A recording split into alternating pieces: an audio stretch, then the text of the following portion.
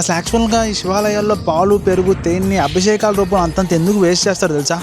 యాక్చువల్గా అది వేస్ట్ చేయడం కాదు, ఇట్స్ ఎ ప్రిజర్వేటివ్ టెక్నిక్. శివాలయాల్లో ఉండే శివలింగాలు మొత్తాన్ని ఇలాంటి రా స్టోన్ వాడి చేస్తారనమాట, కంప్లీట్గా ప్యూర్ రా స్టోన్.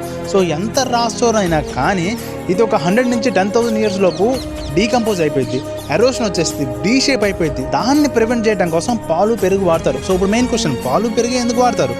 పాలు పెరుగులో ఆల్కలైన్ ప్రాపర్టీస్ ఎక్కువ ఉంటాయి. సో ఈ ఆల్కలైన్ ప్రాపర్టీస్ ఉన్న పాలు పెరుగు శివలింగం మీద ఎప్పుడైతే పడతాయో ఈ శివలింగం మీద ఉండే డేంజరస్ యాసిడ్స్ ఏవైతే ఉంటాయో, ఏది మాయిశ్చర్ నుంచి వచ్చిన యాసిడ్స్ కానీ లేదంటే హ్యూమన్ టచ్ నుంచి వచ్చిన యాసిడ్స్ కానీ ఏదైతే డీకంపోజిషన్ కారణం అవుతాయో ఈ పాలు పెరుగు పడినప్పుడు అవన్నీ కారిపోతాయి, అవన్నీ బ్రేక్ డౌన్ అయిపోతాయి. అండ్ ఇంకో మెయిన్ రీజన్ ఏంటంటే, మీరు ఎప్పుడైనా గమనించలేదు, ఈ శివాలయాల ముందు కానీ లేదంటే ఎక్కడైనా కానీ ఆ బావులు కొలంలో ఉంటాయి. సో స్నానం చేసేసి తడి బట్టలతో శివాలయంలోకి వెళ్తారు. అలా ఎందుకు వెళ్తారంటే, లైక్ మనం వెట్ బాడీతో లోపలికి వెళ్ళినప్పుడు మన బాడీ ఎనర్జీని ఎక్కువ రిసీవ్ చేసుకునేది. అండ్ శివలింగానికి కూడా అభిషేకం ఎప్పుడైతే జరిగిద్దో శివలింగం కూడా వెట్ అయింది కాబట్టి ఆ శివలింగం నుంచి కాస్మిక్ ఎనర్జీ ఎక్కువ రిలీజ్ అయింది. సో అందుకని అన్నమాట. సో ఎప్పుడైనా శివాలయంలోకి వెళ్ళి అభిషేకం జరిగేటప్పుడు గుర్తుపెట్టుకోండి, ఇట్స్ నాట్ జస్ట్ అన్ అభిషేకం, it's a technique to prevent our ancient culture and hour శివలింగం ఆల్సో.